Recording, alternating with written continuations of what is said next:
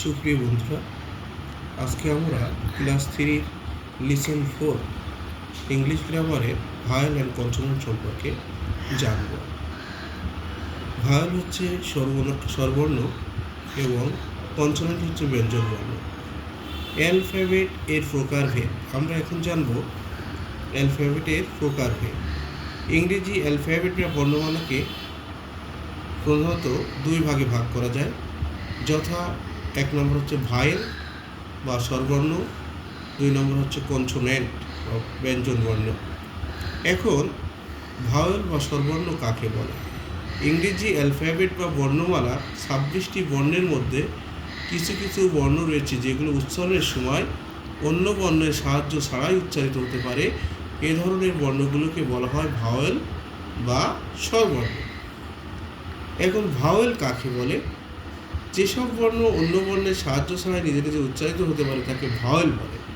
ইংলিশে the letters that we can pronounce without the help of other letters are called vowels. Vowel কয়টি ও কী কী? ইংরেজিতে vowel হচ্ছে 5টি, যথা এ, ই, আই ও ইউ। ভাওয়েলের বৈশিষ্ট্য: ভাওয়েল ছাড়া ইংরেজিতে ওয়ার্ডের গঠন করা যায় না।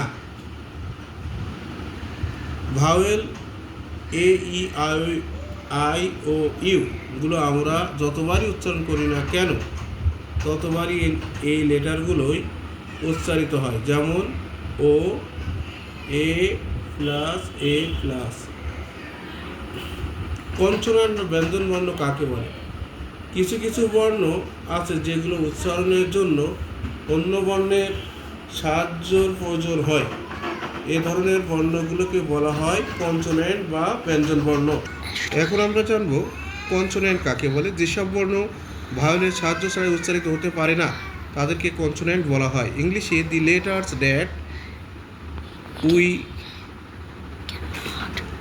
cannot pronounce without the help of vowel are called consonants. Consonant মোট কয়টি ও কী কী? ইংরেজি বর্ণমালায় কনসোনেন্ট 21টি, যথা B, C, D, F, G, H, J, K, L, M, N, P, Q, R, S, T, V, W, X, Y, Z. কনসোনেন্টের বৈশিষ্ট্য কী? ভাওয়েলের সাহায্য ছাড়া কনসোনেন্টগুলো উচ্চারিত হতে পারে না, যেমন এম, এখানে এ প্লাস এম, এখানে ভাওয়েলের উচ্চারণ হচ্ছে, যেমন বি, বি প্লাস এ, এন, এ প্লাস এন। সুপ্রিয় বন্ধুরা, এখন আমরা জানব সেমি ভাওয়েল কাকে বলে।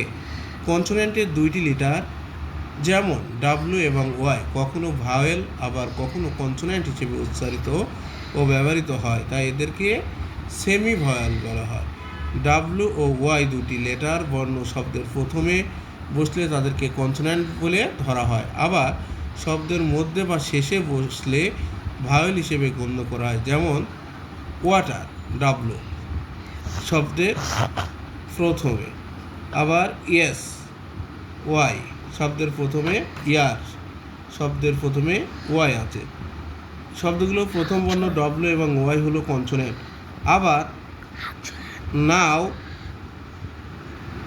এন ও ডব্লিউ নাও শব্দের শেষে, ফাও, ডে, আই এই শব্দগুলো মাঝে এবং শেষে উচ্চারিত হয় ডাব্লিউ ও ওয়াই।